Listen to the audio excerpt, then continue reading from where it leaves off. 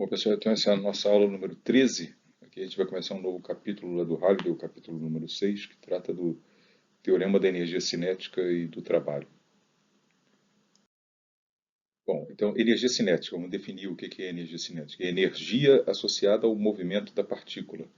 Ela é definida como um meio da massa da partícula vezes a velocidade, o vetor velocidade da partícula ao quadrado. E ela ganha esse símbolo aqui, K, né, de kinetic em inglês, né? Bom, claramente esse troço, essa definição aqui está associada ao movimento da partícula, porque ela é proporcional a v, né? E a dimensão dela, quer dizer, a unidade que é usada para definir ela é quilograma, como você está vendo aqui, né? Metro quadrado por segundo ao quadrado. Isso aqui aparece com tanta frequência em física que isso aqui foi dado um nome, de Joule, né, em homenagem a um físico lá do século passado. Ok, então a energia cinética tem a ver com a massa da partícula e a velocidade da partícula, apenas isso. Tá? Se você vê a partícula parada, ela não tem energia cinética nenhuma. Se você vê ela andando muito, muito rápido, ela tem muita energia cinética. Esse é o sentido do negócio. Mas de onde é que vem essa expressão? Né? Por que ela é definida com esse fator 1/2 aqui? Para que serve essa coisa que está aqui? É isso que o teorema da energia cinética esclarece, né? Então, vamos primeiro, na tentativa de entender por que a energia cinética é definida dessa forma, vamos tentar entender o que é capaz de fazer a energia cinética se alterar, dada que ela é definida dessa forma, né? Bom, então está aqui eu vou calcular a taxa de variação da energia cinética da partícula com relação ao tempo. Dizendo, pô, mas por que diabos a energia cinética da partícula iria ficar variando com o tempo? Ora, se a partícula estiver sujeita a forças, a gente sabe que a velocidade dela vai se alterar, nem que, pelo menos com respeito à direção, vai se alterar, né? Possivelmente com relação ao módulo também, né? Então vamos investigar o que é capaz de fazer a energia cinética de uma partícula se alterar. Então está aqui o que eu vou ter que calcular. Essa aqui é a definição do slide anterior da energia cinética, é 1/2 de m. O vetor velocidade ao quadrado eu escrevi como um produto escalar, né, entre o vetor velocidade e ele mesmo. É isso que significa quando você apresenta um vetor ao quadrado, o que na verdade você está querendo dizer é isso, é o produto interno dele com ele mesmo, né? E eu quero calcular qual é a taxa de variação dessa quantidade, né? Eu escrevo, a gente aprendeu, né? A massa da partícula e o 2 aqui pode sair fora porque eles são constantes, né? A derivação em relação ao tempo não faz nada com relação a eles, ele continua multiplicando. E eu vou ter que diferenciar essa coisa que está aqui, né? E isso aqui é a expressão, em termos das componentes cartesianas da velocidade, exatamente do produto interno da velocidade com a velocidade, né? Você lembra que o produto interno do vetor A com o vetor B é AX vezes BX mais AY vezes BY mais AZ vezes BZ. É isso que eu estou usando aqui. Apenas cada uma dessas componentes cartesianas aqui, eu estou contemplando a possibilidade de elas estarem variando com o tempo. Então, o que você tem que calcular aqui é a derivada de uma função do tempo, né? No caso aqui a componente x da velocidade ao quadrado. E quando você tem uma derivada de um produto, você usa uma coisa lá que você vai aprender em cálculo, que se chama regra da cadeia. Tem uma regrinha lá para você proceder dessa forma. Quando você tem um produto de duas funções e você quer tomar a derivada do produto, você tira a derivada do primeiro, da primeira função, e multiplica pela segunda. E adiciona a isso a primeira função vezes a derivada da segunda. Isso que se chama regra da cadeia. Lá você vai ver a demonstração de por que isso tem que ser assim. Mas aqui no caso as duas funções são iguais. É Vx vezes Vx, aqui num caso, no outro caso é Vy vezes Vy e tal coisa. Então, claramente, isso aqui vira a derivada de Vx ao quadrado, vira duas vezes o Vx vezes a derivada do Vx em relação ao tempo, que é o que a gente chamou lá em cinemática vetorial de a componente x da aceleração, né? Isso acontece para as três componentes, né? Aqui eu estou omitindo a dependência temporal, mas o Vx, a princípio, pode depender do tempo, que eu já tinha indicado aqui, né? E o Ax também, o Vy, o Ay, todas essas coisas, a princípio, podem variar com o tempo, só que aqui não estou escrevendo explicitamente. Bom, aí você vê que isso aqui é uma soma, o 2 aqui cancela com esse 2 aqui, e eu posso reescrever isso que apareceu aqui como um produto interno também. Olha o que apareceu aqui, a componente x da velocidade vezes a componente x da aceleração, a componente y da velocidade vezes a componente y da aceleração, e etc. Então isso aqui pode ser escrito condensadamente como a massa da partícula vezes a velocidade, o vetor velocidade da partícula no instante t, produto escalar com o vetor aceleração da partícula nesse mesmo instante. Tá? Então é isso que você concluiu aqui, só fazendo cálculo, não tem nada de física aqui nesse negócio, né? A taxa de variação da energia cinética num dado instante é numericamente igual aí o produto interno do vetor velocidade com o vetor aceleração, multiplicado pela massa da partícula. Aí sim, agora sim eu vou usar o meu conhecimento da segunda lei de Newton. Como você vai perceber aqui, ao usar a segunda lei de Newton, você percebe que o teorema da energia cinética e do trabalho, que é o que vai emergir aqui dessa coisa, ele depende fundamentalmente do F igual a ma, que eu vou usar exatamente agora. O F igual a ma, vou identificar a massa da partícula vezes a aceleração dela num certo instante como sendo o vetor força total que está agindo sobre a partícula. Ao trocar o m vezes o a pelo F, eu estou usando a segunda lei de Newton. Né? Então você percebe que o teorema da energia cinética e do trabalho é uma consequência direta da segunda lei de Newton. Como eu anunciei lá no início do curso, todo o curso de mecânica é fundado em F igual a ma. Aqui você está vendo que o teorema da energia cinética do trabalho é uma consequência do F igual a ma. Né? Você viu exatamente nesse passo daqui para cá. Então como é que você procede agora? Isso aqui é o vetor força que está agindo na partícula naquele determinado instante. Aí eu não sei o que é, cada situação física vai ser uma, né? Às vezes a partícula está sujeita à gravidade, está sujeita a uma força normal, uma força de tensão, você bota tudo, todas as forças que estão agindo sobre a partícula aqui.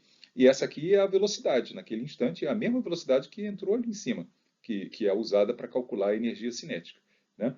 Então, a taxa com que a energia cinética está variando, se ela está crescendo, se ela está diminuindo, se ela está sendo mantida constante, é, é, é obtida pelo produto escalar do vetor força naquele instante com o vetor velocidade naquele instante. É isso que apareceu aqui. Não sei ainda se isso tem alguma utilidade, mas é isso que o cálculo me revelou. Agora, eu posso usar a definição da cinemática vetorial, o que é o vetor velocidade num certo instante de tempo, é a taxa de variação do vetor posição. Essa é a definição, né, do que é o vetor velocidade. Você pode ligar para o que você está fazendo isso aqui, né? Mas é exatamente para fazer aparecer aqui embaixo o intervalo de tempo dt junto com esse intervalo de tempo dt. É só por isso que eu estou fazendo isso aqui, né? De tal forma que agora eu vou poder, ao igualar essa quantidade que está aqui, a taxa de variação da energia cinética com essa quantidade que está aqui, eu posso meio que cancelar, né, os intervalos de tempo dt que aparecem aqui e aqui, e obter o que se chama da forma diferencial da energia cinética do trabalho. Você lê isso da seguinte forma: o que significa um d sozinho? ddt eu entendo, né? ddt é de uma função do tempo, e eu estou perguntando para você qual é a derivada em relação ao tempo dessa função do tempo. Mas o que significa um d sozinho? Essa é uma notação também advinda do cálculo, que quer dizer simplesmente a variação infinitesimal de uma quantidade. Sempre que você tem dzinho de uma função do tempo, o que você quer dizer com esse símbolo é simplesmente uma diferença. É o valor da função em t mais dt subtraído do valor da função em t. Entende? É isso que significa o dzinho. Então, o dzinho de um meio de MV2 é um código para você dizer, é a energia cinética em t mais dt subtraída da energia cinética em t. Em outras palavras, é a variação infinitesimal. Infinitesimal é porque a variação é ocorrida num intervalo de tempo muito pequenininho. Né? Se fosse um intervalo de tempo de 1 segundo, 10 segundos, você não usaria o símbolo d, você usaria o símbolo delta, a letra grega delta maiúscula. Né? Então, esse é o significado desse símbolozinho dzinho. E essa coisa que está aqui é o produto escalar do vetor força no determinado instante, no instante t, melhor dizendo, né? E esse dr aqui, que adveio do drdt, né, que tinha aqui, era o vetor velocidade, ao suprimir o dt, aqui eu tenho o deslocamento infinitesimal. Esse dr aqui, esse d aqui do dr, é interpretado no mesmo sentido desse d aqui, né? Esse d no dr aqui é o vetor diferença entre a posição, o vetor posição em t mais dt, subtraído do vetor posição em t. É o mesmo código aqui para esse dzinho aqui, né? Então, você lê essa expressão aí que você derivou usando a definição da energia cinética e o cálculo, simplesmente cálculo, e as definições do que é aceleração e velocidade, você derivou essa expressão. Né? E você lê isso dessa forma. Você chama essa quantidade aqui de a diferencial da energia cinética, quer dizer, a variação da energia cinética durante um intervalo de tempo dt, você dá esse símbolo aqui de dk, né? E essa coisa aqui, que também é infinitesimal, né? Veja que quando o dt vai para zero, isso aqui não, isso aqui é a força que está valendo no determinado instante. Isso aqui é um vetor bem definido, né? Agora o dr fica cada vez menorzinho, né? Então essa quantidade que está aqui é diferencial também. Então você chama isso aqui de dw, né? E lê essa coisa como sendo o trabalho da força total durante um intervalo de tempo infinitesimal dt, porque a gente já vai definir aqui o trabalho da força total no intervalo finito, né, no intervalo extenso, 3 segundos, 4 segundos e tal coisa. Isso aqui é o trabalho da força total, né, durante um intervalo de tempo dt, durante o qual a partícula executou essa translação, esse deslocamentozinho dado por esse vetorzinho dr. Né?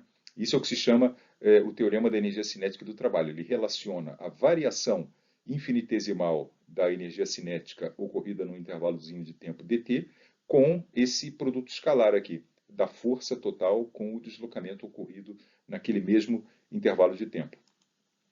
Então você lê isso dessa forma. A alteração da energia cinética, respondendo à nossa pergunta, né, que foi o que era capaz de fazer alterar a energia cinética de uma partícula? A alteração da energia cinética de uma partícula é devido ao trabalho da força total. Né? O trabalho da força total é essa da força total, porque aqui você não tem que colocar uma das forças, você tem que colocar a força total que age sobre a partícula, o vetor força total, né? Que age sobre a partícula. E você lê isso como sendo o trabalho da força total naquele intervalo. Se você tiver várias forças, né? Esse F total é a soma de todas essas forças aqui, a força do peso, sei lá, a força normal, a força de algum cabo, a força de arrasto, sei lá, tem que botar tudo aqui, né?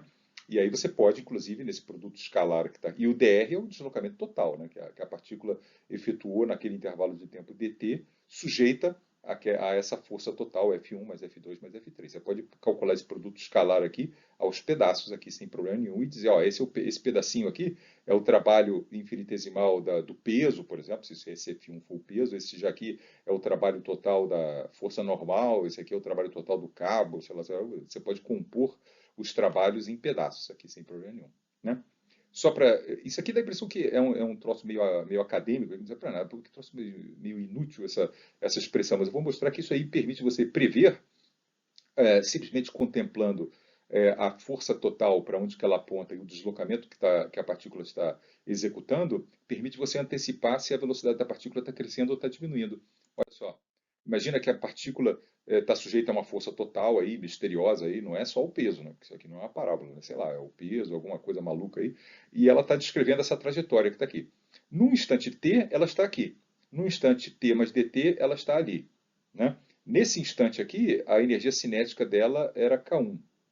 Né? No instante seguinte, era K2. E o deslocamento que aconteceu entre esse instante e esse, aí não tem dúvida nenhuma, tem que ser essa setinha que vai da posição em t até a posição em t mais dt. No instante inicial, o vetor força era esse que está aqui. Aí, o que você pode me dizer sobre o trabalho que a força total vai executar durante esse deslocamento? É o produto escalar, como nós vimos, desse vetor amarelo com esse vetor vermelho. Quanto dá exatamente esse produto escalar, eu não sei, mas eu tenho certeza absoluta que ele é positivo. Lembra daquela nossa discussão lá de álgebra vetorial, né? Quando você tem dois vetores que formam um ângulo agudo, o produto escalar deles é positivo. Ah, então tá bom. Então quer dizer que para esse deslocamento e para essa vetor força específico, se essa realmente é a vetor força que está agindo sobre a partícula, isso implica que o trabalho que a força total executou nesse instante onde a partícula pulou daqui para cá foi positivo. Isso implica, pelo teorema que a gente acabou de demonstrar, que essa energia cinética K2 é maior do que a energia cinética K1. Veja, sem saber muita coisa aqui, a única coisa que eu sei é isso, é a forma da curva, né? E eu disse para você uma informação extra de que a força total era nessa direção. Então eu já sei que a energia cinética aqui vai ser maior do que aqui. A energia cinética é o meio de mv2, né? A partícula nesse ponto vai estar com garantia com velocidade maior do que aqui. Houve um certo ganho aqui de informação aqui sobre isso aqui, mas perceba que esse ganho de informação, no fundo, ele podia ter sido obtido também diretamente do FGOMA, né?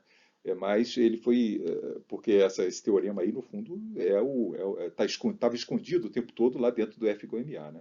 Mas, enfim, é dessa forma que o teorema funciona. Ele permite você prever, em determinadas situações, antecipar, melhor dizendo, né, se a velocidade da partícula está crescendo ou está diminuindo. Tá? Então, nesse caso aqui, a velocidade da partícula está aumentando. Né? E nesse caso aqui, se a força total estivesse fazendo um ângulo de 90 graus com deslocamento, Mesma situação. A partícula saiu daqui, foi para lá, com esse deslocamento aqui, mas por algum motivo a força total era assim. Ora, o produto escalar desse vetor amarelo com esse vetor vermelho é zero. Isso implica que a velocidade da partícula naquele ponto, a energia cinética da partícula K2 e K1 são iguais. Né? Eu já antecipo esse resultado. E se por acaso a força total tivesse apontando para cá, fazendo um ângulo obtuso aqui com o dr, aí eu saberia que o produto escalar do vetor amarelo com o vetor vermelho seria negativo, né? Consequentemente, K2 menos K1 seria negativo, né? A variação da energia cinética seria negativa, né? Isso implica que o K2 seria menor do que o K1. Aí alguns de vocês aí, observadores, assim, peraí, mas toda essa confusão aí de energia cinética não era literalmente necessária para você concluir que a velocidade aqui era maior do que aqui, ou que aqui era igual aqui, ou que aqui era menor do que aqui. Não precisaria nem fazer referência à energia cinética, que a gente já sabia isso, lá daquela nossa discussão lá do ângulo que o vetor aceleração faz com o vetor deslocamento, com o vetor velocidade, né? Lembra daquela discussão? Ora, o vetor força, que aqui eu estou chamando a atenção, é proporcional, é a mesma direção que o vetor aceleração tem, né? Porque F igual a ma, né? A aceleração é um vetorzinho amarelo apontando nessa mesma direção, né?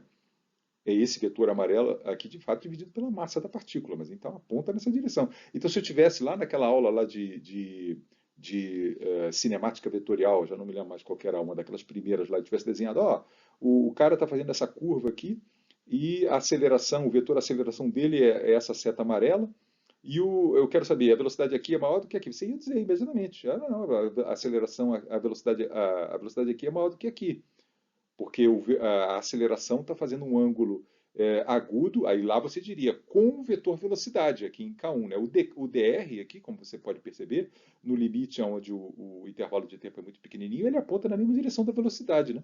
Então dizer que o dr forma um ângulo agudo com o vetor força total é inteiramente análogo a dizer que o vetor velocidade forma um ângulo agudo com o vetor aceleração. E a gente já sabia que quando isso acontece, a velocidade está aumentando.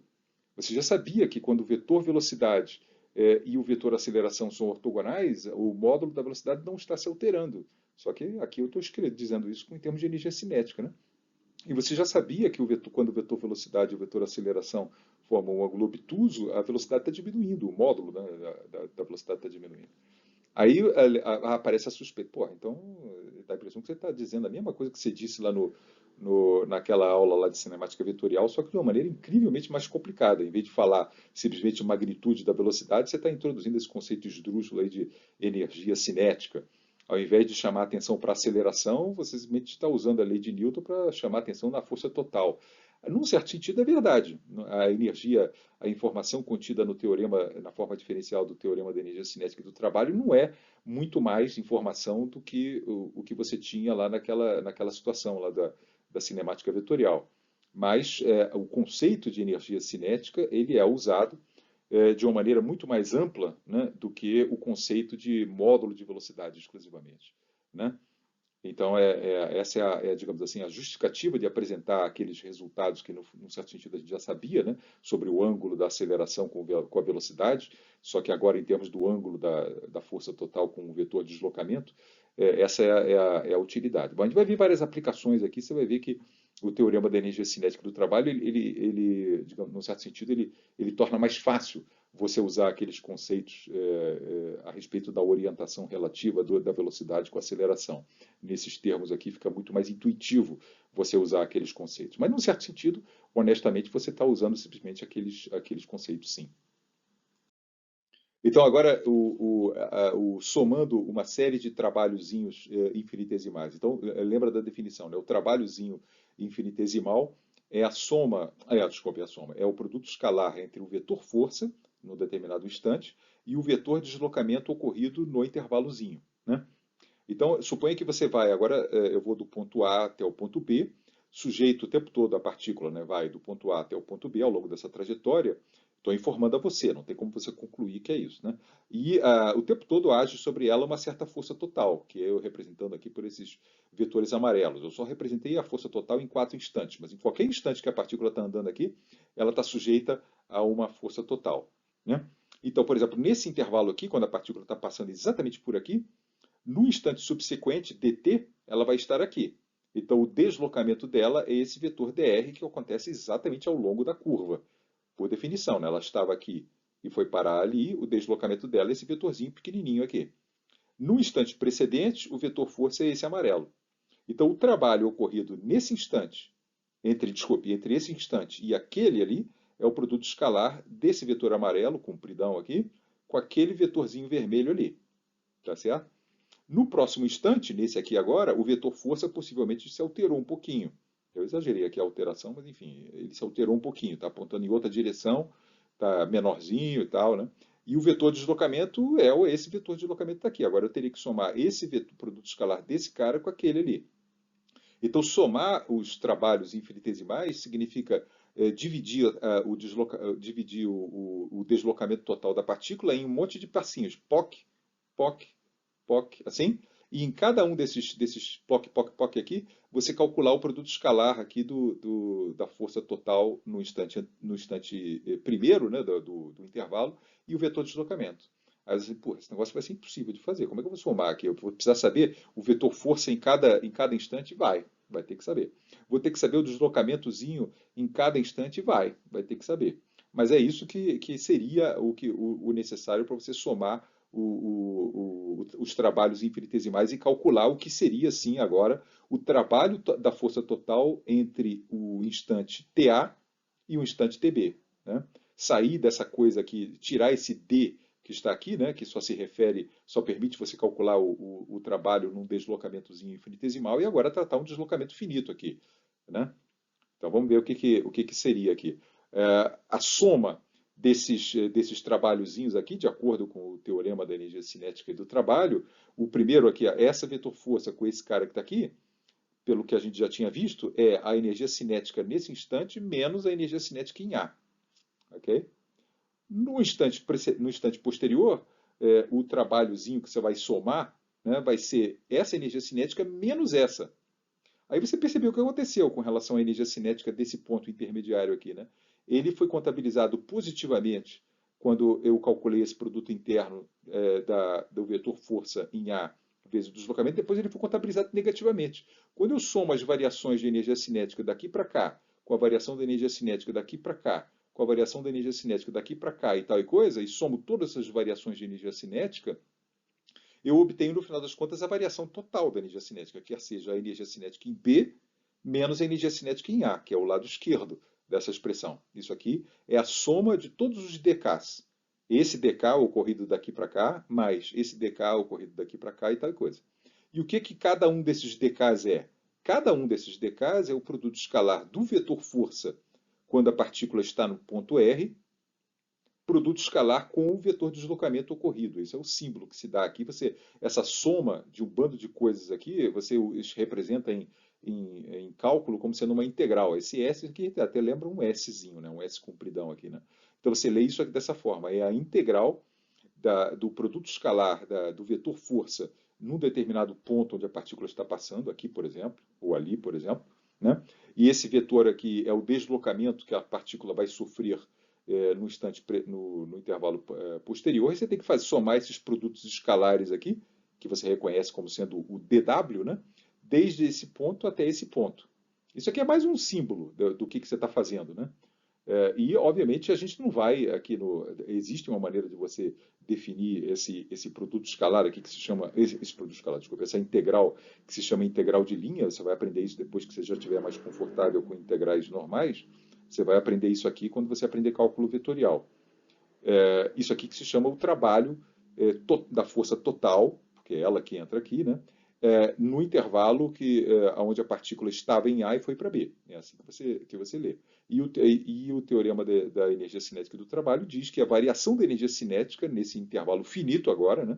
Quer seja a energia cinética válida aqui menos a energia cinética válida aqui, é igual a essa estranhíssima integral que está aqui. A gente, obviamente, não vai fazer essa integral, mas em apenas uma única circunstância você vai conseguir fazer essa integral, que é o que eu vou falar agora. É no caso, também não tão insignificante, onde a força total não varia. Por exemplo, a partícula está em queda livre.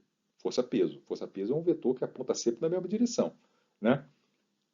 Nesse caso, aí esse estranhíssimo aqui, produto escalar aqui, eu consigo fazer. É isso que eu vou comentar aqui. O trabalho de uma força constante. É o único trabalho que a gente vai usar, porque é o único que dá para calcular de maneira simples. Quando você aprender cálculo vetorial, você vai poder calcular o trabalho de forças mais diferentes de constante. Tá? Mas por enquanto a gente fica só com isso aqui e eu espero conseguir convencer você de que essa integral aqui, que é o trabalho de uma força constante num deslocamento AB qualquer, pode ser calculado. Por quê? Isso aqui é a definição. Eu vou ter que somar, interpreta isso aqui como uma soma, né? Somar os produtos escalares de f, que não muda, vezes os deslocamentos infinitesimais. Então, o que na prática eu tenho que calcular? Nesse ponto aqui, qual é a força em A? Por hipótese, é F. É um vetor aqui que eu estou desenhando para baixo. Vezes o deslocamento dr. E nesse ponto aqui, qual é o vetor força? É o mesmo, por hipótese. Eu estou dizendo que a força aqui é constante. E nesse instante, qual é a força? É a mesma. Né?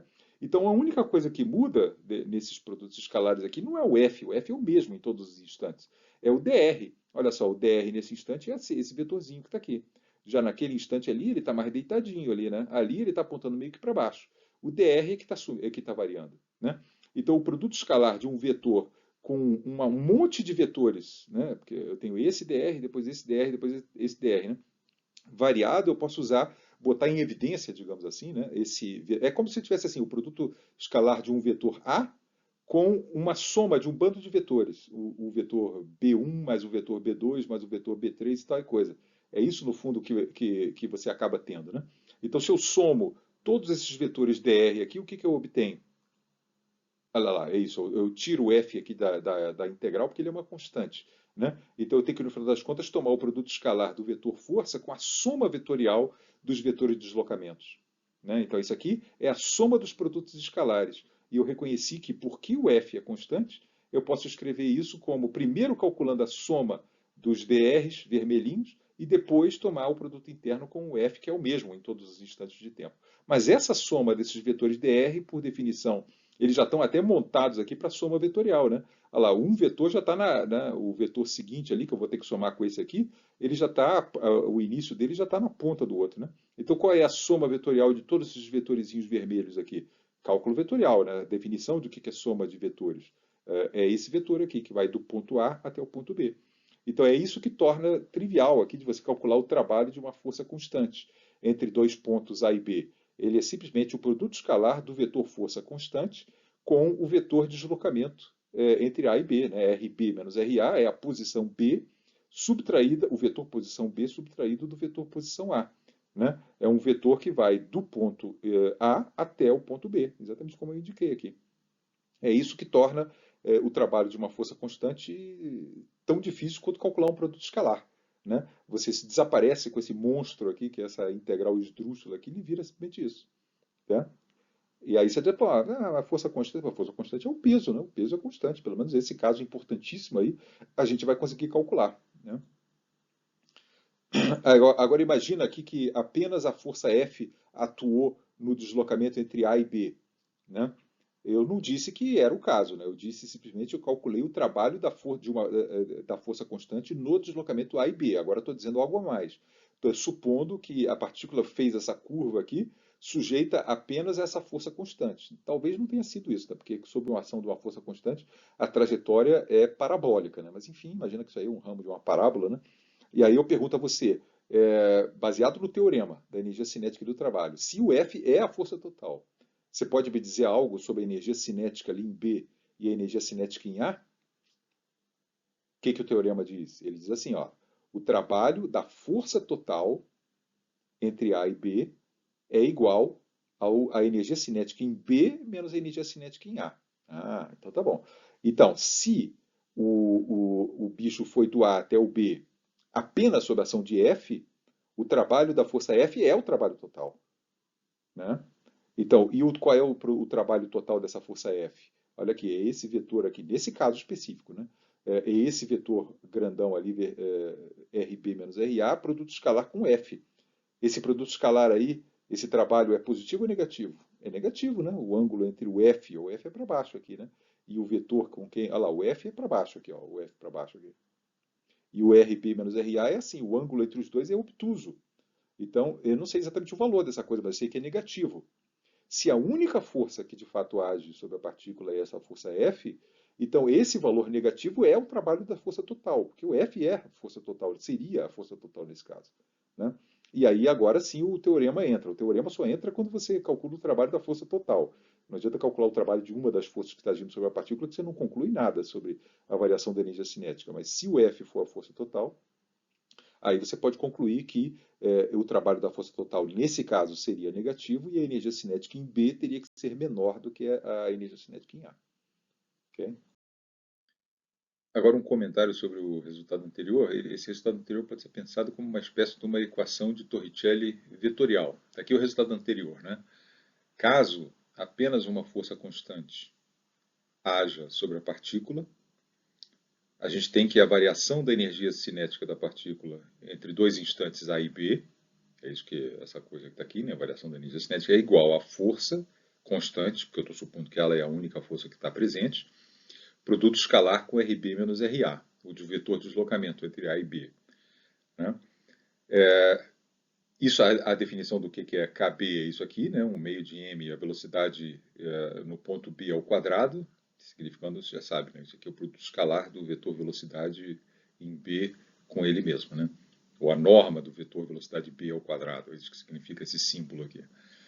Energia cinética em B, energia cinética em A, e agora eu estou usando que a força total, estou trocando, né, a força total por m vezes A. Eu só tenho o direito de fazer isso, né, caso essa força aqui seja a força total que age sobre a partícula, né, caso apenas F atue, porque F igual a ma na equação de Newton, o F não é uma das forças, é a força total. Eu só posso trocar a força por ma caso ela seja a única força que esteja agindo. Né? Então essa é a hipótese. Aí o que aparece aqui é a aceleração, aí claramente se a força total é uma constante, a aceleração aqui também vai ser constante, né? Vai ser uma aceleração não variável, né? E aí eu posso cancelar o m que está aqui, passar o 2 para o outro lado tal coisa e obter essa expressão que lembra muito, muito, muito o Torricelli, né? Só que ela é vetorial. O vetor velocidade no instante b ao quadrado, menos o vetor velocidade no instante a ao quadrado, é igual a duas vezes, esse 2 aqui é por causa desse 1,5 aqui, que foi para o lado de lá, né? Duas vezes o vetor aceleração, produto escalar com o deslocamento acontecido nesse intervalo. É a versão vetorial do Torricelli. Né? Esse é o comentário aqui. O teorema da energia cinética do trabalho por uma força constante produz algo que você pode identificar como sendo a equação de Torricelli, mas só pode usar isso aqui, que nem o Torricelli, né? Só funciona o Torricelli quando a aceleração é constante. Aqui também, só tem o direito de usar essa coisa que está aqui se a aceleração não for variável, quer seja, se a única força que está agindo sobre a partícula é uma força que é constante, não que é um vetor constante que não varia. Né? Tipicamente em queda livre, né? Onde você usaria isso, que é a situação onde a única força que age sobre a partícula é uma força constante. Agora, sobre o trabalho da força-peso, uma aplicação aqui dessa história do trabalho de uma força constante. A força-peso é uma força constante. Né? Então, suponha que você segura aqui 1 kg, está vendo 1 kg aqui? Eu segurei ele aqui e saí subindo com ele aqui nesse caminho estranho aqui, até aquele ponto B que está ali. Né? O que agiu sobre o corpo? A minha mão, claramente, porque eu estou segurando o bicho aqui, né? E o peso, tá certo? São duas forças que estão agindo sobre o corpo. Aí agora eu estou referindo ao trabalho da força-peso exclusivamente. Né? Eu não tenho o direito de usar o teorema da energia cinética do trabalho, porque não é só o peso que agiu nesse deslocamento. Mas eu sempre posso calcular o trabalho do peso sozinho, porque o peso é uma força constante e eu só contemplo o deslocamento ocorrido durante o intervalo entre A e B e tomo um produto escalar aqui. Né? Esse é o deslocamento que aconteceu entre A e B e esse é a força peso. Não foi, de novo, não foi a única força que agiu sobre a partícula. Né? Porque se fosse a única força, a trajetória do peso tinha que ser uma parábola. Né? Tem a minha mão, eu segurei essa massinha aqui e fiquei levantando ela, dançando para um lado para o outro, até levar ela aqui. Mas o trabalho do peso, durante esse deslocamento, é o produto escalar mg com ΔR. Né? É aquilo ali. A gente bota um Gzinho ali para destacar que não é o trabalho da força total, é do peso. É o trabalho da força gravitacional. Ele é o produto escalar do vetor constante mg com o ΔR. Né? Esse produto escalar aqui é sempre muito fácil de exprimir, porque o vetor mg é vertical para baixo, né? E esse produto escalar aqui envolve simplesmente a altura aqui o peso foi suspenso, né?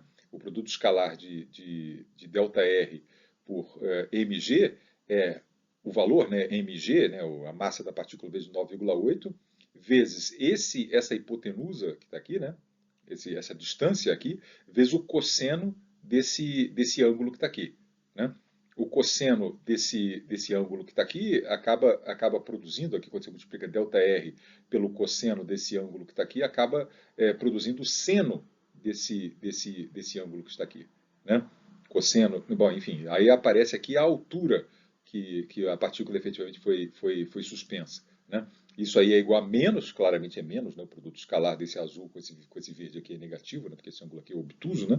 E aparece a massa da partícula, 9,8 metros por segundo ao quadrado, e a altura da qual ele foi suspenso. É um trabalho negativo, claramente, né? Então, você tem como... Agora uma pergunta sobre o entendimento do teorema da energia cinética do trabalho, que apresenta essa sutileza. Você só pode saber quanto é a variação de energia cinética de uma partícula entre dois instantes, caso você saiba calcular o trabalho da força total, né? Não de uma das forças. Não adianta calcular só de uma das forças, tem que saber da força total. Então não há nesse problema aí como saber quanto que é a energia cinética em B e a energia cinética em A. A diferença das duas energias cinéticas. Porque além do peso havia a minha mão segurando o negócio lá. E eu não tenho a menor ideia de quanto que foi o trabalho que a minha mão fez. Porque não era uma força constante. Entende? Então não há como eu saber quanto é KB menos KA só com essa informação aqui. Mas o trabalho da força-peso é muito fácil de calcular. Se você suspende um corpo de uma altura h, o trabalho da força-peso é menos mgh. Se você desce um peso de uma altura h, o trabalho da força-peso é mais mgh. Né? O trabalho da força-peso é negativo para quando você sobe no campo gravitacional e é positivo quando você desce.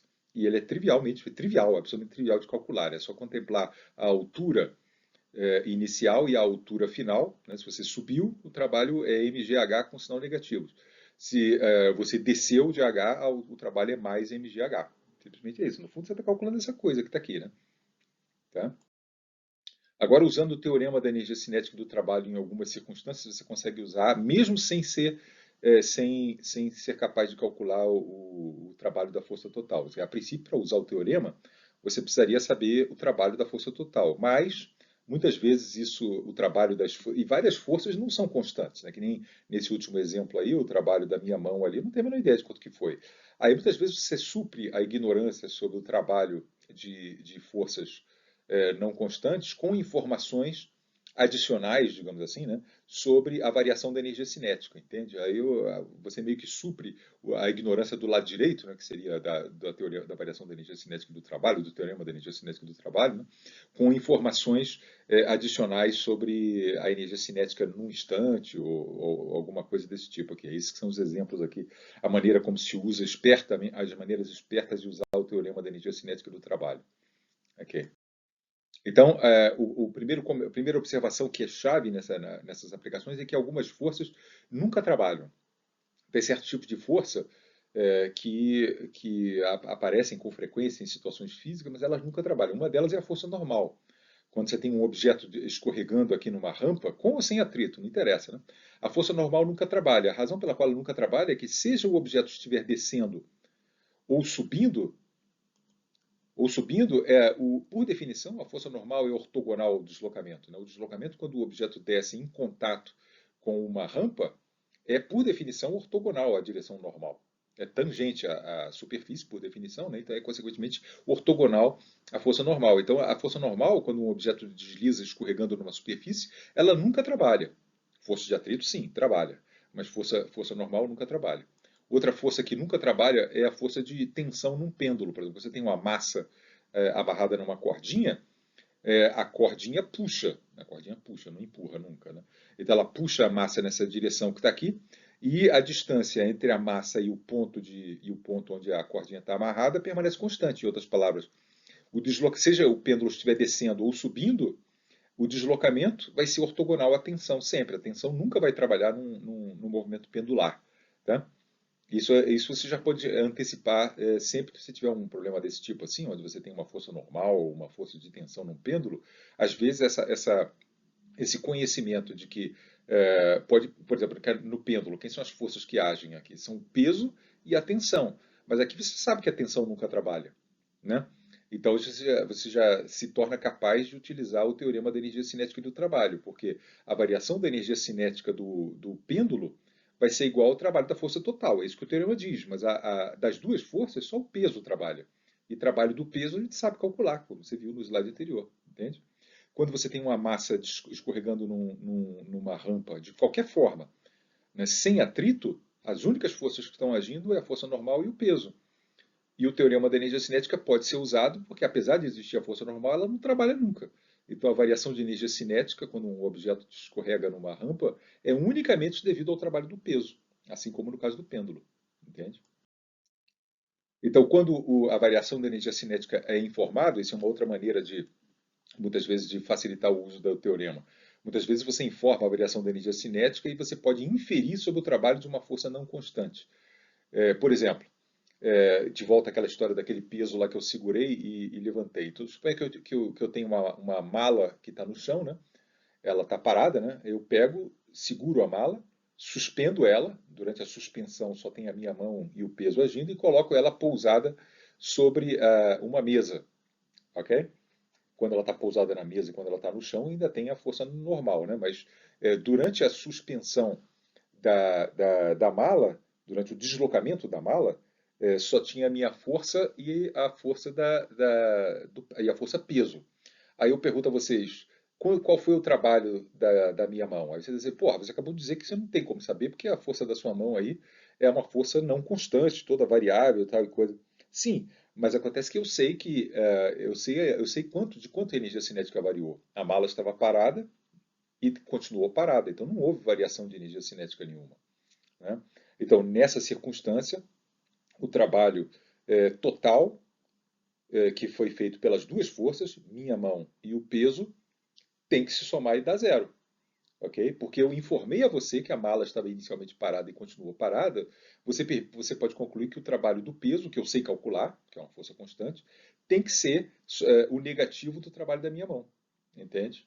É isso que eu quero dizer, que quando a variação da energia cinética é conhecida, você pode inferir sobre o trabalho de uma força não constante, desde que ela esteja sempre combinada com o trabalho de uma força constante, que é fácil de calcular, né? Então, nesse caso, o trabalho da minha mão foi quanto? Quando eu suspendi a mala de uma altura H, sei lá, 1 metro, por exemplo, né? A mesa estava a 1 metro do chão, o trabalho da força-peso foi menos mg 1 metro. Né? Suspendi a mala, né?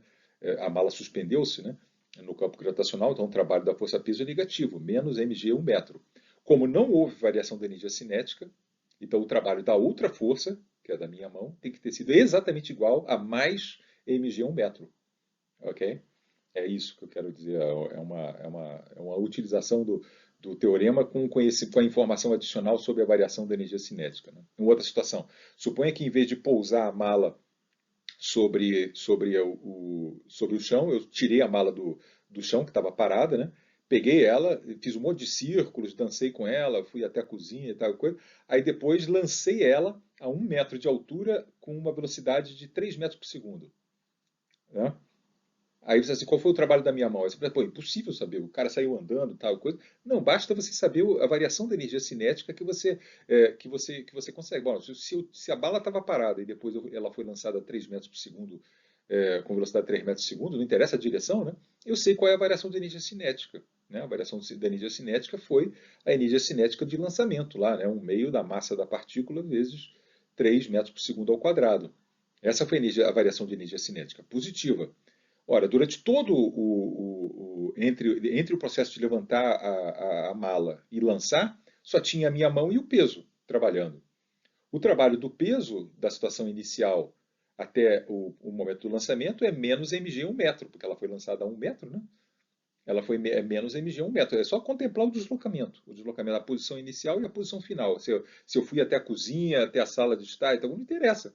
Interessa só o ponto inicial e o ponto final. O trabalho do peso foi menos mg 1 metro. Então, o meu trabalho da minha mão, que de outra maneira teria sido impossível calcular, porque eu não tenho a menor ideia de quanto de força que eu fiz, né?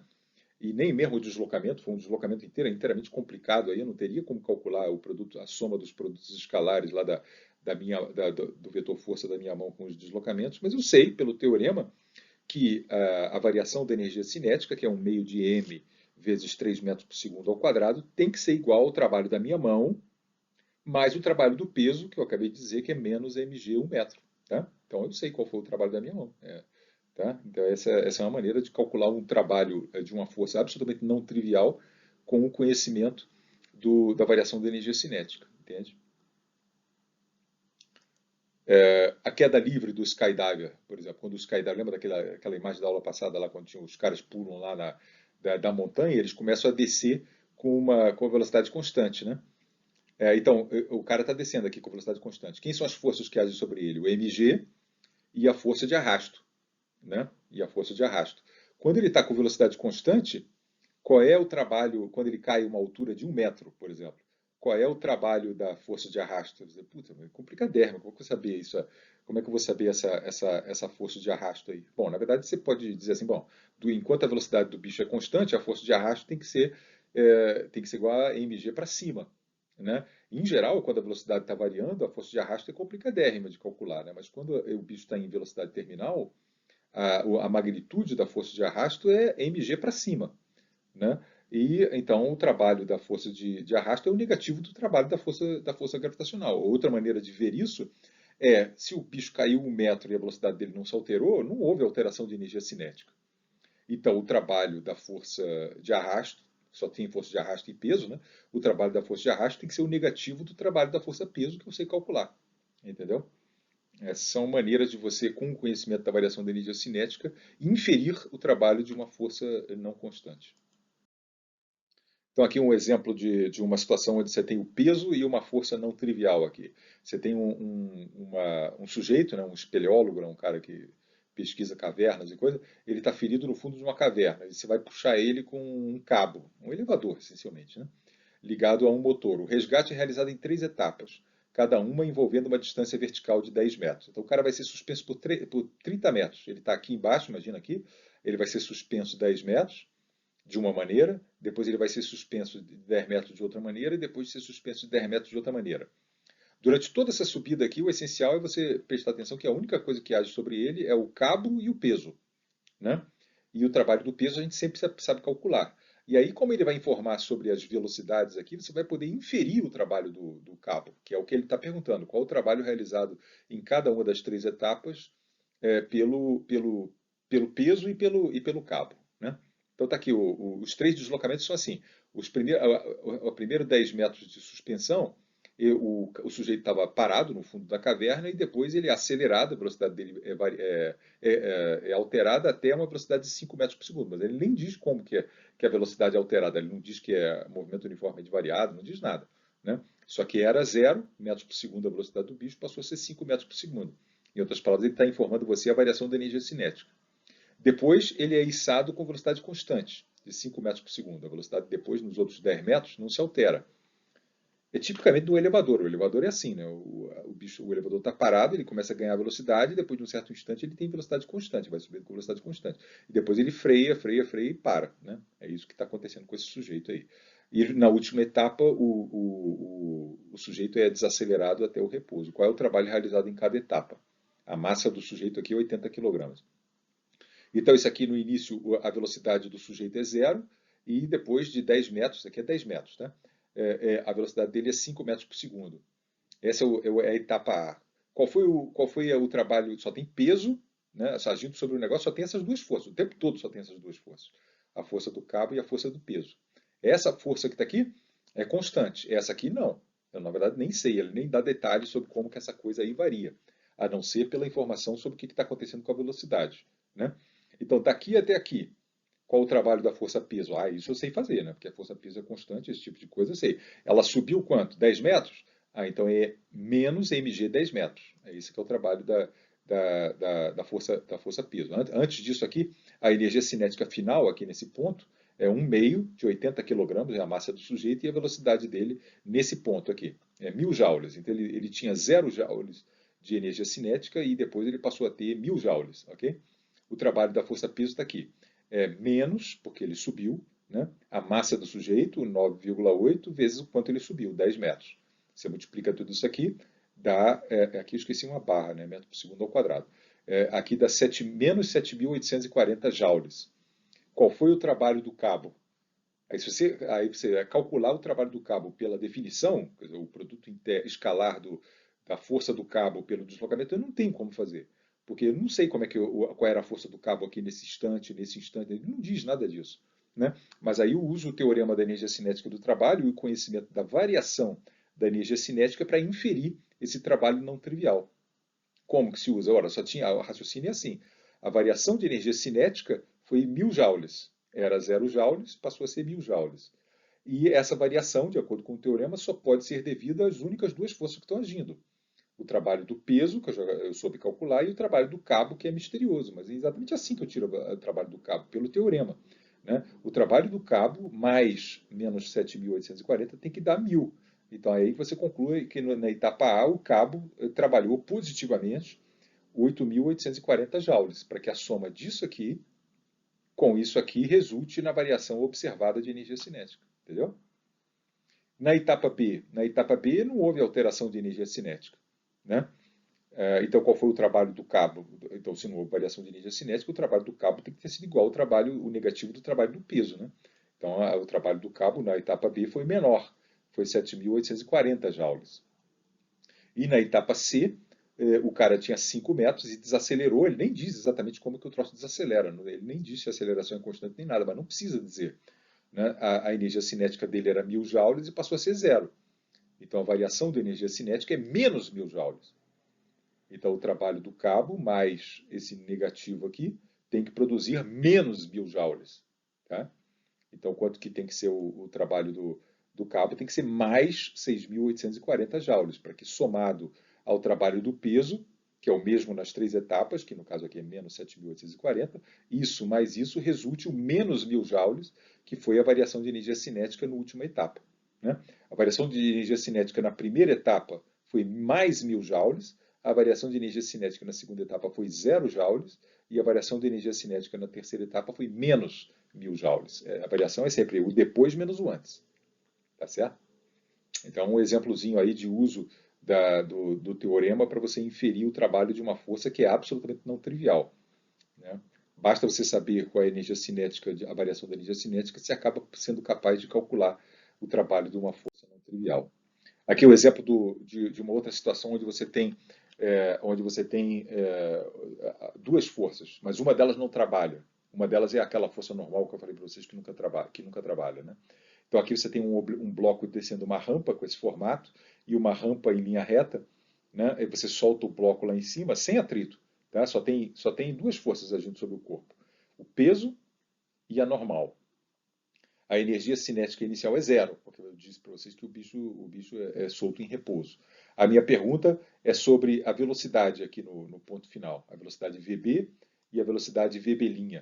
Eu posso dizer alguma coisa, concluir alguma coisa sobre essas duas velocidades? Claramente elas apontam na direção tangente à rampa, né? Por definição, né? A trajetória do troço vai ser assim, então a velocidade aponta em direção diferente. Mas a magnitude, será que eu tenho como garantir para vocês que a magnitude desse vetor amarelo aqui é igual à magnitude desse vetor amarelo? Tenho porque eu sei que nesse deslocamento aqui, tanto nesse aqui quanto nesse aqui, a única força que trabalhou foi a força peso.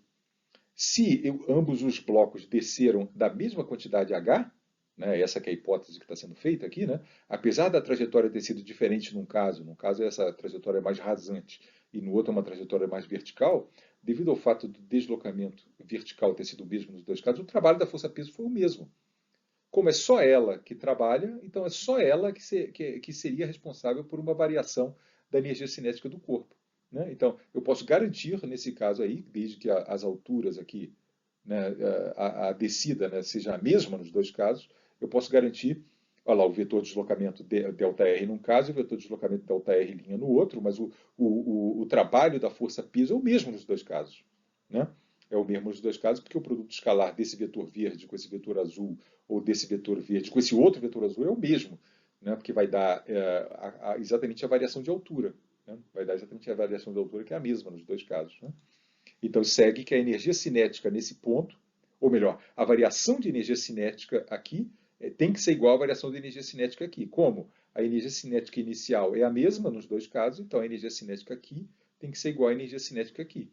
A energia cinética tem a ver com a magnitude da velocidade. Então, se o bicho aqui sai voando com 2 metros por segundo, aqui ele vai sair voando nessa direção também com 2 metros por segundo.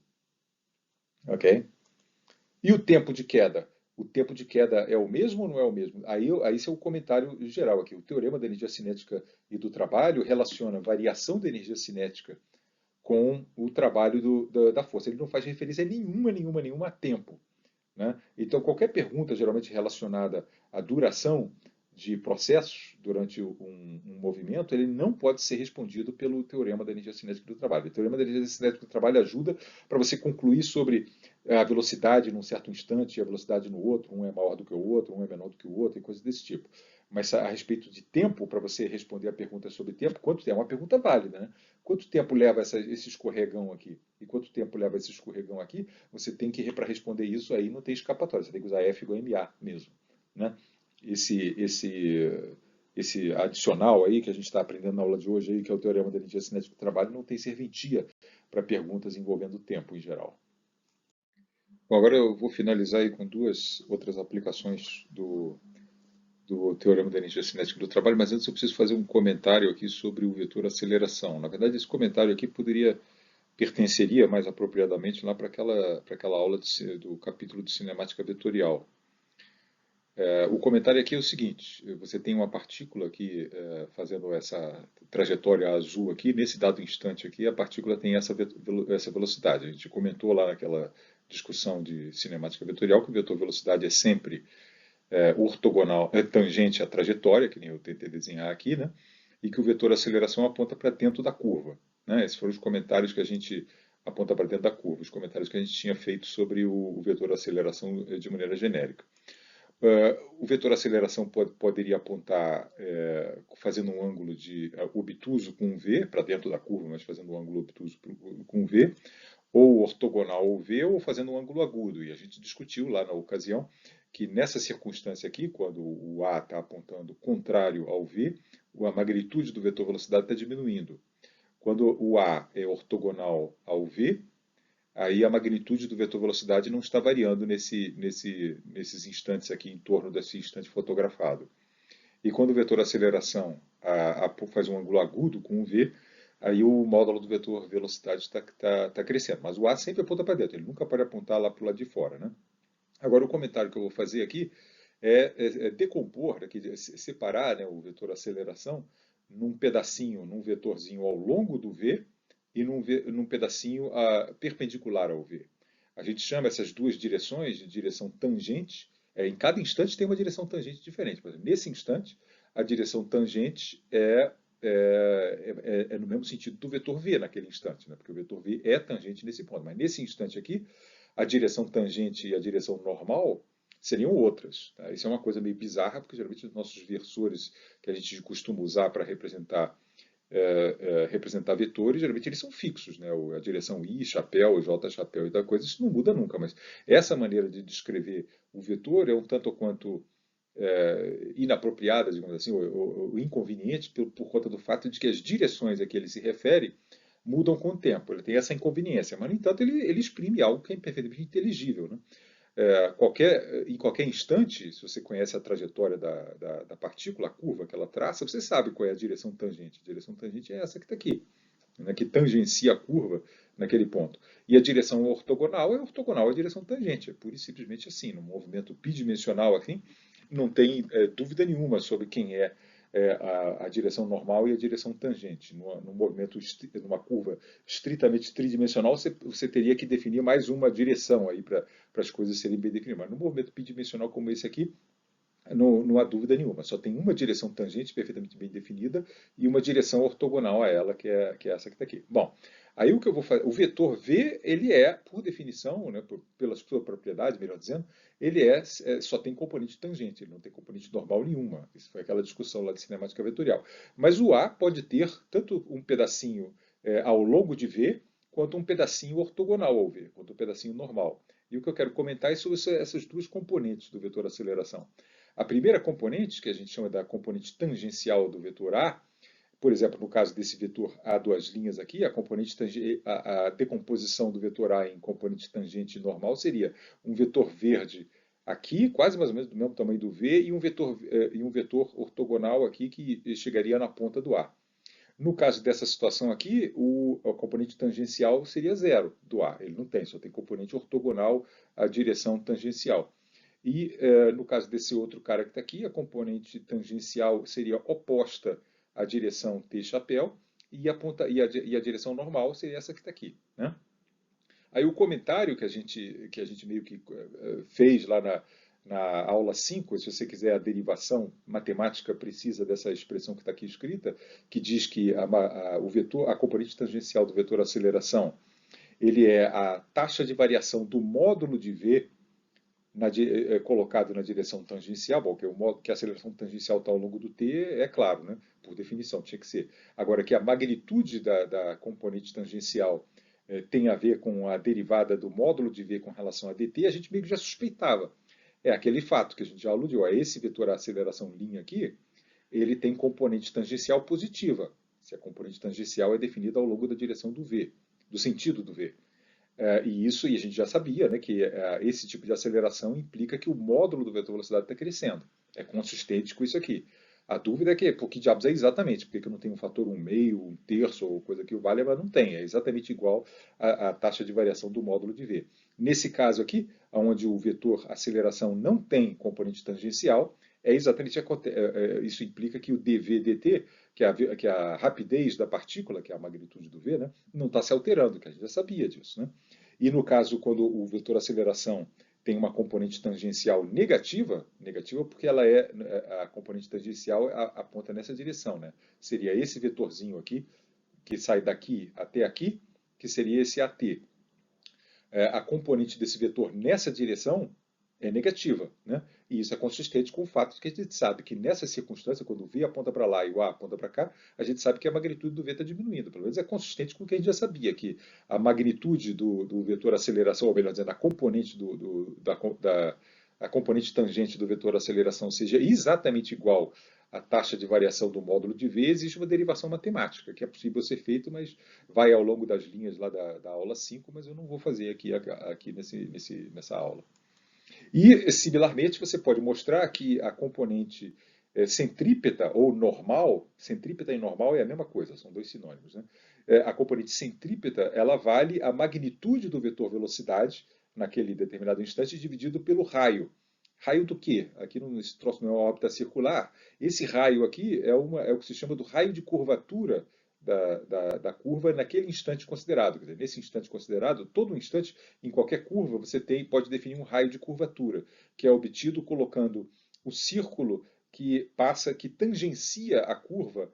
Só existe um único círculo que tangencia a curva naquele ponto, parecido com aquilo que a gente fez lá naquela ocasião que eu tirei a fotografia do Autódromo de Monza, né? Mesmo que a trajetória não seja estritamente circular, em qualquer ponto você pode definir um raio de curvatura, né? Nesse ponto aqui em questão seria mais ou menos esse aqui, esse seria o raio de curvatura. O centro do raio seria aqui, o raio seria esse aqui, né? Já num ponto onde a curva é mais aberta, o raio de curvatura teria que ser maior, né? Isso você descobre o raio de curvatura através de uma propriedade geométrica, de um procedimento geométrico, né, que não vem ao caso, mas intuitivamente é isso. O raio aqui é o raio de curvatura. Uma curva bem fechadinha tem um R pequeno. Uma curva bem aberta, né, tem um R grande. A curva não precisa ser circular para você definir esse negócio. Quando a curva é circular, quer dizer, você imagina que a curva fosse um círculo, isso implica que em todos os pontos o raio de curvatura é o mesmo. Mas uma curva que não é circular, que nem essa azul, cada ponto tem um raio de curvatura diferente. Por exemplo, aqui o raio de curvatura é enorme, né, porque a curva é quase reta, né? Quando a curva é quase uma linha reta, o raio de curvatura dela é enorme, enorme. Aí quando a curva fecha um pouquinho aqui, que nem nesse trechozinho aqui, o raio de curvatura é menorzinho. Quando a curva abre de novo, o raio de curvatura cresce. Numa linha reta, o raio de curvatura é infinito, né? Tá bom? Bom, e aí o que se pode mostrar é que a componente normal do vetor aceleração ele é igual a V2 dividido pelo raio de curvatura naquele ponto, pela propriedade geométrica do traçado da curva. Isso implica, isso aqui é o mesmo V2 sobre R do movimento circular uniforme, né? Só que lá é um movimento circular de fato, o raio é o raio do círculo. Aqui eu estou estendendo meio que, né, você pode mostrar matematicamente isso aqui, mas eu estou dizendo para vocês que no caso de uma curva que não é circular, você pode definir ponto a ponto, em cada ponto, você consegue extrair a princípio, né? Pode ser meio complicado, mas a princípio você pode extrair o raio de curvatura naquele ponto, e aí você pode ter certeza que a componente, né, normal da aceleração vai ser igual à velocidade com que o carro está passando naquele ponto, dividido por essa propriedade geométrica da trajetória naquele ponto. Tá certo? Isso implica que os vetores de aceleração aqui, eles, para essa velocidade v aqui, elas na verdade não podem ter qualquer componente, eles podem ter qualquer componente tangencial, porque eu dizendo que a velocidade dele aqui é 80 km por hora, eu não informo nada sobre se está diminuindo, se está aumentando, se está sendo mantida constante. Né? Mas a componente tangencial, a componente normal da aceleração não pode mudar. Porque nesse ponto há um e um único raio de curvatura. É uma propriedade geométrica da trajetória. E se eu digo que ali a velocidade é 80 km por hora, então todas as possibilidades de vetor aceleração têm que ter o mesmo componente de aceleração, o mesmo componente de aceleração centrípeta. Né? É isso que eu tentei desenhar os vetores já nesse sentido. Né? Todos eles têm o mesmo componente normal aqui. Olha a componente normal que é igual a esse caso aqui. Ele só tem componente normal. Né? Esses outros dois vetores que eu desenhei aqui, eles teriam que ter. Se eu tivesse desenhado esse vetor aqui bem compridão, eu estaria errado. Né? Porque ele teria que ter a mesma componente normal que esse cara que está aqui. Entende? Por exemplo, é possível ter um vetor aceleração que vai daqui até aqui? Pode, não tem problema nenhum, porque aí eu estou respeitando o fato de que a componente normal da aceleração é única para qualquer vetor aceleração, num ponto onde você conheça a velocidade e o raio de curvatura, ela não pode variar, tá certo? Então é isso. Essas são a generalização, se você quiser, daquelas expressões do movimento circular uniforme. O movimento circular uniforme é um caso particular disso aí, né? Onde o raio de curvatura é o mesmo em todos os pontos, onde a magnitude da velocidade não muda, como a magnitude da velocidade não muda, em nenhum ponto do movimento circular uniforme você tem aceleração ao longo do V. Você só tem aceleração centrípeta, e ela vale V2, que é a velocidade constante com que ele está descrevendo o círculo, dividido pelo raio constante do círculo. Né? Essas duas expressões se reduzem àquele fato conhecido do MCU, de que a aceleração é puramente normal, né, porque a velocidade não está se alterando, e ela vale V2 sobre R. Agora, uma aplicação. A razão pela qual eu tive que falar disso nesse ponto é por conta desse problema que a gente vai tratar agora, usando o teorema da energia cinética do trabalho. Foi um parênteses de cinemática, digamos assim, esse slide anterior. Então, o problema é esse aqui. Você lança uma partícula numa pista sem atrito, né? E essa pista forma um círculo aqui, é um loop circular. Né? Então, essa bolinha, essa massa aqui está escorregando com velocidade VA, ela entra aqui no loop, começa a subir, subir, subir, e a pergunta será que ela vai se descolar em algum momento aqui dessa subida? Ou, antes disso, qual é o valor mínimo dessa velocidade aqui embaixo para que ela consiga executar o loop? Se você jogar ela aqui bem devagarzinho, você já sabe que ela vai subir, provavelmente, e fazer assim e descer. Né? Se você jogar um pouquinho mais rápido, provavelmente ela vai fazer assim e se soltar. Eu quero saber quem tem que ser a velocidade para que ela consiga dar a volta e ficar de cabeça para baixo lá em cima. Tem uma velocidade bem definida onde ela consegue fazer isso. E o teorema da energia cinética do trabalho permite você resolver. Por que o teorema da energia cinética do trabalho se aplica nesse caso? Porque nesse caso aqui, você tem um loop circular sem atrito. Então só tem duas forças agindo sobre o bloco. O peso, que é uma força constante, eu sei calcular o trabalho dele sem problema nenhum, e a normal, só que a normal nunca trabalha. Né? Então toda variação de energia cinética nessa circunstância é devido unicamente ao trabalho do peso, em vista do fato de que a outra força não trabalha. Né? Então é isso que permite você aplicar o teorema. O teorema diz assim, que, olha aqui embaixo, aqui você tem a velocidade A, né, e esse aqui é a força peso ali, né, e depois o deslocamento, eu vou tomar os instantes A e B assim, né, o instante A é aqui embaixo, nessa região plana da trajetória, antes dele entrar no círculo, e o ponto B vai ser lá no topo da trajetória, né. Então, o trabalho da força-peso nesse deslocamento daqui até ali é claramente calculável aqui. É menos mg, porque ele está subindo, né? Ele sai de uma altura pequena para aquela altura ali, que é 2r acima, né? Então é menos mg2r. Esse é o trabalho da força-peso, mas é o trabalho da força total, porque a normal não realiza trabalho. Então esse trabalho da força-peso é o trabalho da força total. Isso me permite usar o teorema, né? Porque lembra que o teorema só diz que a variação da energia cinética é o trabalho da força total. Só que nesse caso, o trabalho da força total é o trabalho do peso, entendeu? Esse aqui é o ponto. Então, a energia cinética lá em cima, está aqui, né? Menos a energia cinética aqui embaixo, tem que ser igual a isso aqui. Aí você, pô, isso aí não resolve esse problema, né? Eu não tenho a menor ideia de quanto tem que ser quanto vai ser o VP lá em cima, quanto que vai ser o VA aqui embaixo, como é que eu resolvo? O ponto é que eu quero saber qual é a velocidade mínima para que ele execute o loop sem cair. Se ele vai executar o loop, a gente já fez isso uma vez, ele tem que estar em contato com a pista lá em cima, né? Então a normal aqui em cima tem que existir, nesse ponto aqui em cima. Ele tem que estar sentindo a pressãozinha da normal. Se ele não estiver sentindo a pressãozinha da normal, é porque ele está caindo, né? Ele não está em contato. Então a condição que vai revelar quem é essa velocidade aqui para que ele consiga fazer isso é aquela velocidade VA que permita que, ao chegar lá em cima, ele ainda sinta uma força normal. Aí você, porra, mas como é que eu sei a força normal? Você acabou de aprender no slide anterior que a força normal é uma das forças centrípetas aqui dessa situação aqui em cima, né? Tem o mg e tem a normal. E a gente descobriu, a gente pode usar a segunda lei de Newton para escrever ali a equação de Newton lá no topo, né? Ela tem o mg e a força normal aqui em cima apontando para baixo, né? O mg é para baixo. E a normal, nesse ponto aqui em cima, a normal é sempre repulsiva. É para baixo também, né? E a gente, lá em cima, as duas forças são verticais para baixo, elas têm que ser responsáveis pela massa e pela aceleração. Isso implica, automaticamente, né, como as duas forças são verticais, que nesse ponto aqui em cima, a aceleração tem que ser para baixo. Quem implica isso é Newton. Né? Como as duas forças são para baixo, a aceleração tem que ser para baixo. A aceleração é puramente centrípeta aqui em cima. Tá? Aqui em cima a velocidade não pode estar crescendo, nem pode estar diminuindo. A módulo da velocidade tem que estar assumindo um máximo ali em cima, ou um mínimo ali em cima, tem que ser um extremo ali em cima. Tá? A aceleração é puramente centrípeta. E aí, essa é a razão de eu ter mostrado no slide anterior, a magnitude da aceleração centrípeta é a velocidade naquele ponto, dividido por r. Né? Na iminência aí você percebe aqui dessa expressão que está aqui, né, que quanto maior a diferença entre o VB ao quadrado e o VA ao quadrado é fixa. Né? Isso implica que quanto maior for o VA, maior vai ser o VB. Né? Mas para ele estar lá em cima e estar na iminência de descolar lá em cima, o VB não pode ser qualquer coisa, não pode ser arbitrariamente pequeno. Né? O MVB ao quadrado sobre R, o mínimo que o N pode assumir é zero. Significa que mg mais N é maior ou igual a mg. Né?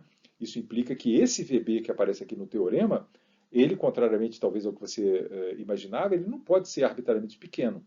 Ele tem que ser maior ou igual que mg vezes r sobre m, né? Ou g vezes r. Né? O VB ao quadrado tem que ser maior ou igual a g sobre r.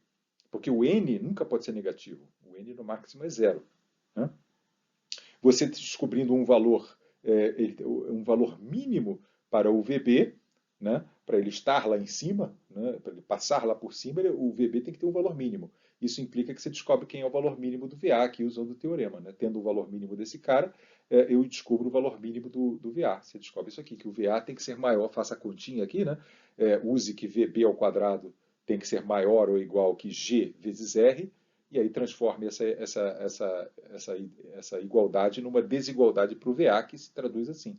A velocidade aqui embaixo tem que ser pelo menos raiz quadrada de 5G vezes o raio do loop, para que ele consiga dar a volta e passar lá em cima. É um problema bem não trivial, né, mas que faz uso direto do teorema da energia cinética do trabalho por conta do fato de que só tem a força normal e ela não trabalha nunca. Tá?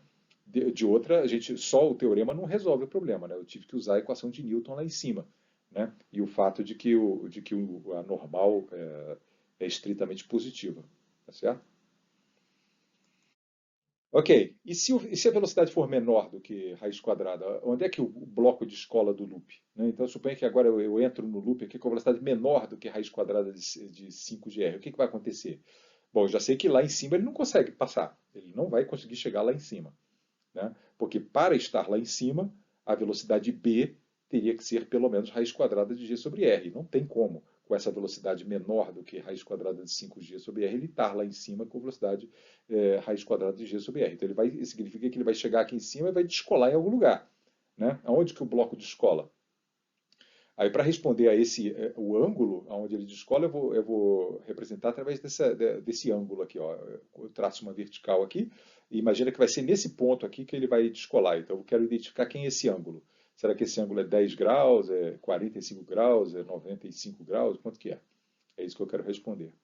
A velocidade da partícula naquele θ ali, eu vou chamar de Vθ. A velocidade quando ele está passando aqui pelo ângulo θ. Né? Vou usar o teorema da energia cinética do trabalho entre esse instante e aquele agora. Não mais entre esse e aquele lá em cima, como a gente fez agora há pouco, mas entre esse instante e esse instante. Tá aqui. Ali o ΔR, né? O mg está ali. E a única coisa que trabalha nessa subida até esse ponto aqui é o mg. Né? Então, o trabalho do peso é isso aqui. De onde é que veio isso? R mais R cosseno θ, que diabo é isso? Esse R mais R cosseno θ é o quanto a bolinha subiu ao ir daqui até aqui. Isso aqui não é R? Esse tantinho aqui não é R?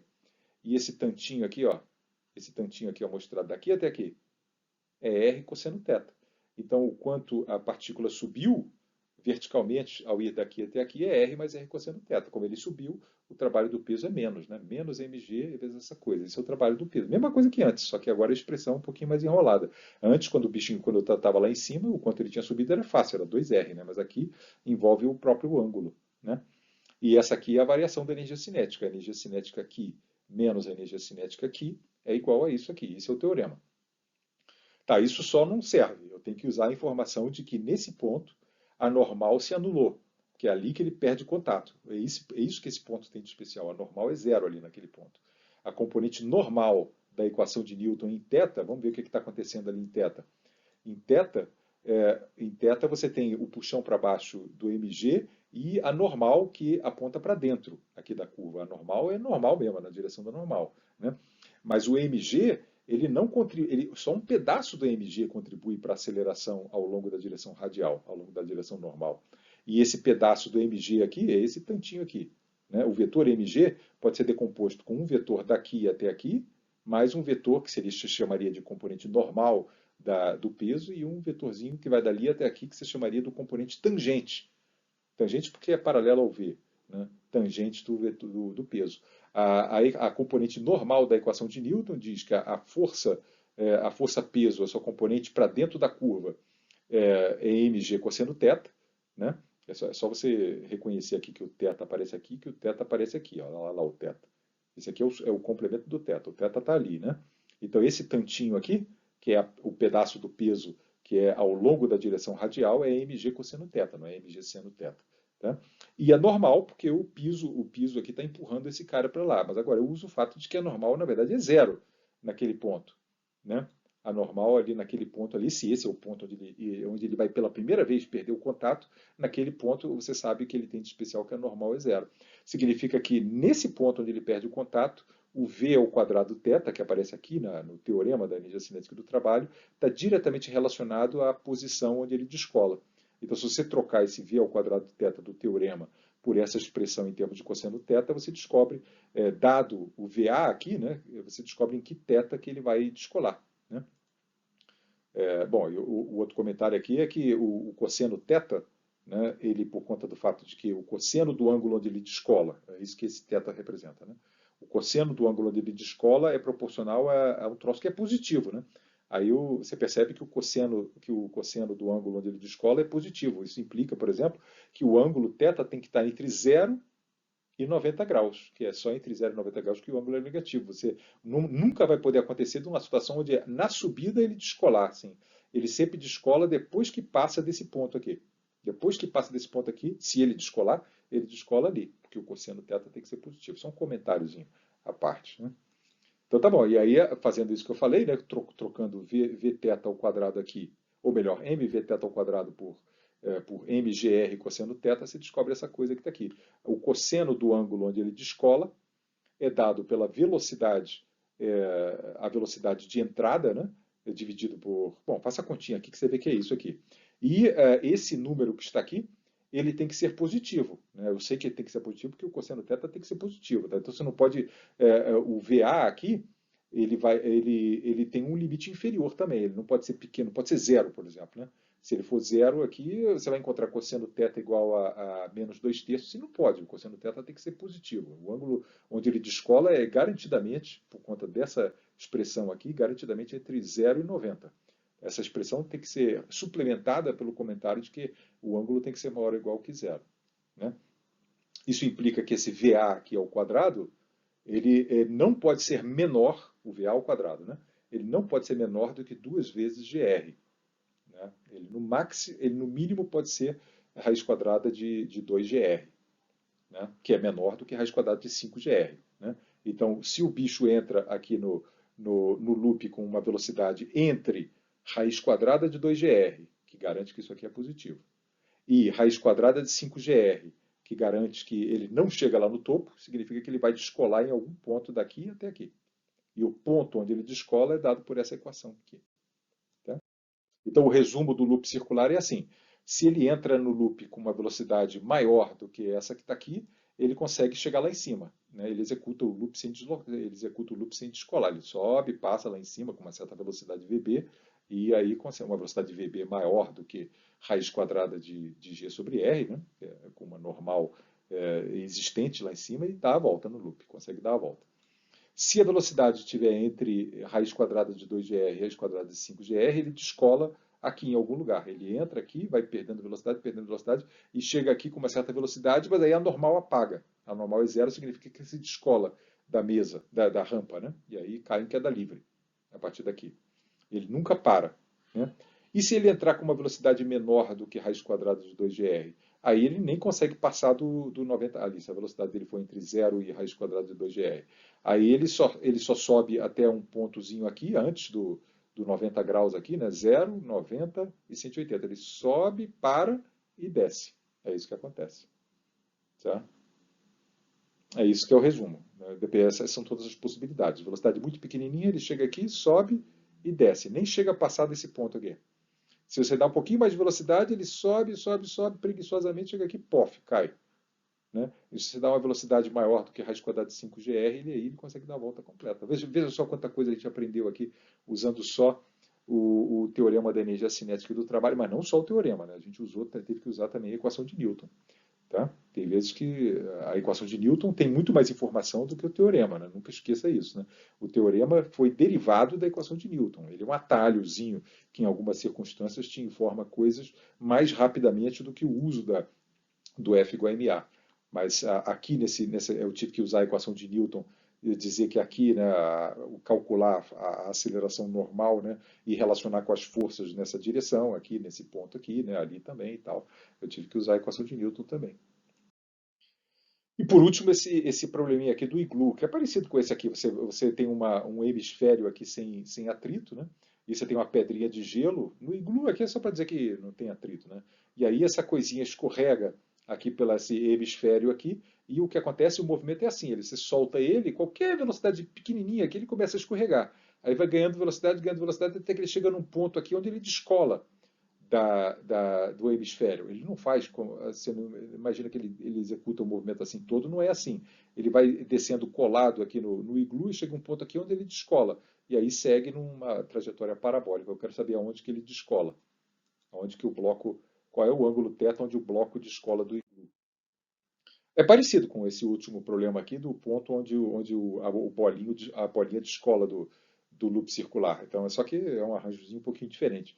A velocidade ali é zero, a velocidade aqui é θ, esse θ aqui é o θ onde vai acontecer o descolamento, e você já está, baseado no que você aprendeu, você sabe o que esse ponto tem de especial, que se ele vai descolar aqui, a normal ali é zero, né? Então vamos lá. E nesse problema o teorema funciona. Por que o teorema funciona? Porque as únicas forças que agem sobre o bloco são o peso e a normal. Né? Só que a normal nunca trabalha. Então o teorema da energia cinética do trabalho fica fácil de usar, porque a variação da energia cinética é o trabalho do peso. O trabalho do peso a gente sabe escrever. Né? O teorema da energia cinética diz assim, que esse é o deslocamento, né, entre o ponto inicial e o ponto do descolamento, e o mg está ali, né? Então o trabalho da força-peso é essa coisa que eu escrevi aqui. Né? Aqui é positivo, né? Porque o bicho desceu, né? Então o peso trabalhou positivamente. E o que diabos é R menos R cosseno θ? R menos R cosseno θ é o quanto o bichinho desceu. É esse tantinho aqui, ó. Esse tantinho aqui é R menos R cosseno θ. Por quê? Porque esse tantão aqui é R, né? E você descola aqui desse, você desconta, melhor dizendo, né? Você desconta dessa coisa aqui, esse tantinho que está aqui, né? O R, isso aqui é R, né? Olha esse triângulo retângulo aqui, tá vendo esse triângulo retângulo? Esse catetozinho aqui é R cosseno θ, né? Então aquele tantinho ali é R menos R cosseno θ. Essa é a explicação. Né? Então, esse é o trabalho do peso, é o trabalho total, consequentemente, ele corresponde à variação da energia cinética. A energia cinética aqui é essa que está aqui. A energia cinética ali é zero, por isso que não entra. Então, você relaciona a velocidade em qualquer ponto com o ângulo em questão. Né? Tá, mas agora eu vou usar a informação de que naquele ponto a normal é zero, né? Porque é ali que ele está descolando. Agora eu vou escrever, que nem eu fiz no outro caso, a componente normal da equação de Newton em θ. Quais são as forças que agem aqui nesse ponto? É o mg, a Terra puxando para baixo, e a normal empurrando ele para lá. A normal é sempre repulsiva, né? Então a superfície do gelo empurra ele para lá. Então eu escrevo a equação a componente normal da equação de Newton assim, mv2 vθ ao quadrado sobre r. Por que eu escrevo assim?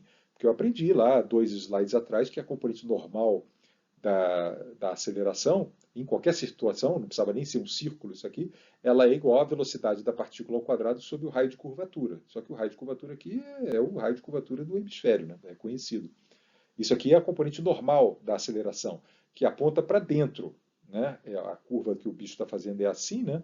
Lá do nosso conhecimento de cinemática vetorial, a aceleração aponta para cá, não aponta para lá. Né?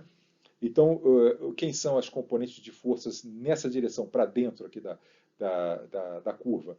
É o mg? Não, não é o mg, é o pedaço do mg ao longo dessa linha tracejada aqui. Né?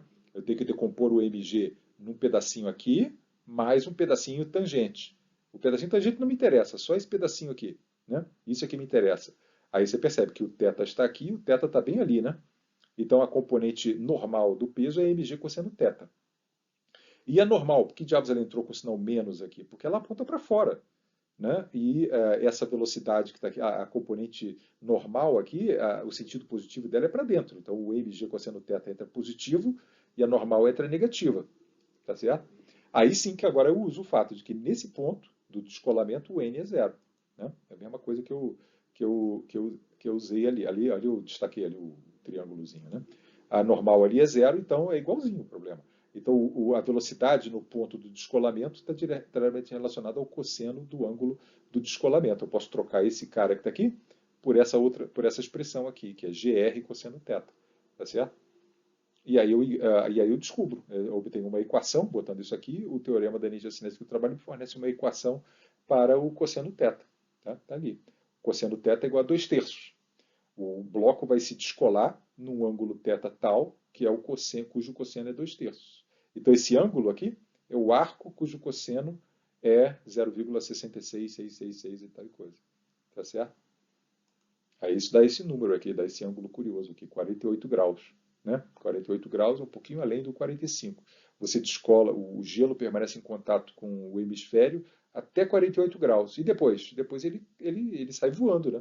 Sai voando descolado, ele não segue mais o iglu. Ele sai como se fosse um queda livre, né? Só está sob ação do peso. Ok.